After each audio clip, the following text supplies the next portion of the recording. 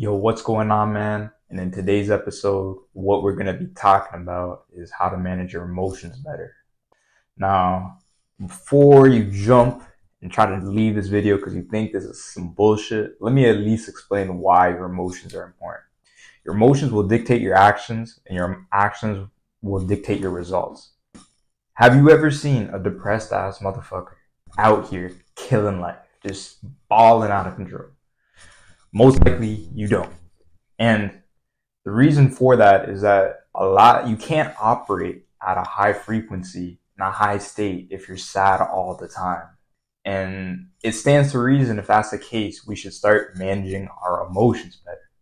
So I'm going to be sharing with you guys one of the best things you can do, especially if you have experienced depression in the past, you have some anxiety. This right here will resolve a lot of that emotion you feel. And I actually learned this from one of my mentors, the big homie, Big Brennan Carter, okay? He was the one who taught me this. And I feel like, if anyone else applies this to their life, they can really get out that like depression cycle that they're currently in, okay? What you have to do to manage your emotions better, okay? It sounds kind of weird, so just listen to me and hear me out, and I'll explain exactly why this shit works, okay? When I was like quitting smoking, I had a lot of withdrawal, and part of the withdrawal was just, the emotional aspect of it. Like, you would feel sad and depressed all the time, and because of those emotions, it was so fucking hard to quit, okay? It would make that, they say smoking is one of the hardest things to quit, and it's because of the emotion, because you're getting such a lack of dopamine. You just feel all down, you can't focus, it just feels like your life is a mess, okay? What I did was, I would write down, and there's actually an app, it's called like iMood Journal. It's like $2.99 on the App Store. It's just a one-time purchase. You can do it on the app if like, you'd like to have it on your phone and you want it more organized, or you can do it on a piece of paper. It doesn't matter, okay? What you want to do is write down every single hour from when you wake up to when you go to bed, okay? Let's just say you wake up at 7, go to bed at like 11. Every single hour, you're going to record what your mood is for that hour, okay? So if like, let's say 7 in the morning, you have to get up and go to work, you feel like shit, you might put like a 4, but then like, let's say at like 12 p.m., you went out and hanged out with your friends, or you went out for lunch with your colleagues or some shit, you would maybe write, oh, I'm feeling like an 8, okay? The point is, for every single hour, you're going to record what your mood is out of 10, okay? And you're going to do this, and this is the most important part. You have to do this consistently every single day, okay?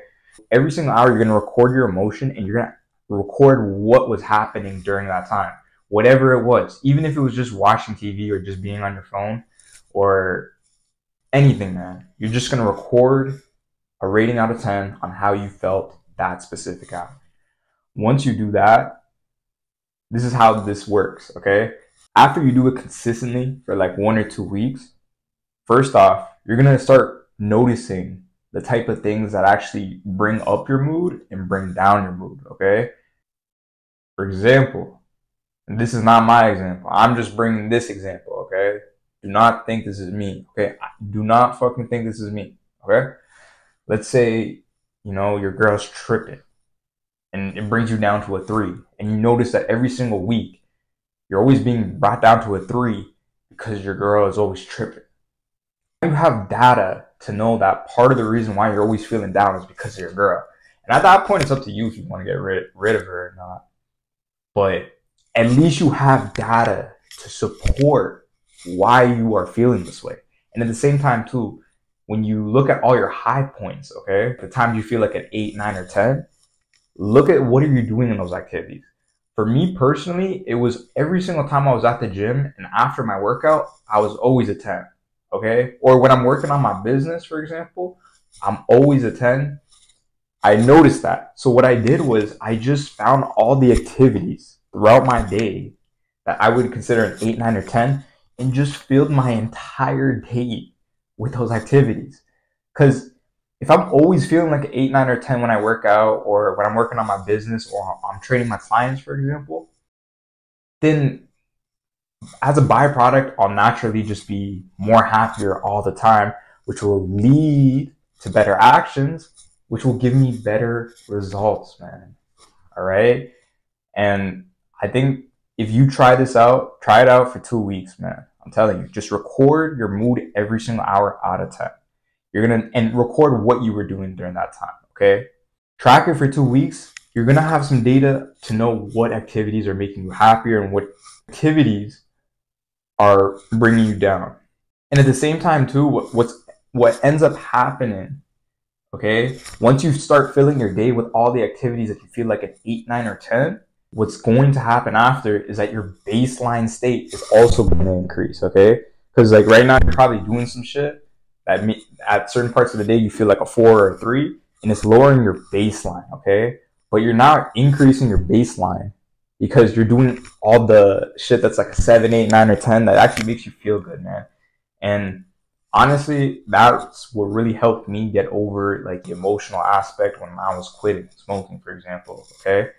Because I just would record what I was doing, I record my mood, and I realized that I always felt good when I was getting a workout and when I was working on my business, when I was training my clients, or even just talking to my family, right? And what I just did was I just filled my day with that, and eventually it made the process of actually like quitting way fucking easier, man. And trust me, this may sound fucking weird, but try it out for yourself. And if it doesn't work, let me know in the comments. If it does work, let me know in the comments, okay? At least try it out before you give out your opinion on if this shit will work or not. With that being said, man, I hope you guys enjoyed today's video. If you got a second, check me out on Instagram at Shook Training. Subscribe to the channel. Other than that, I'm going to catch you boys in the next one.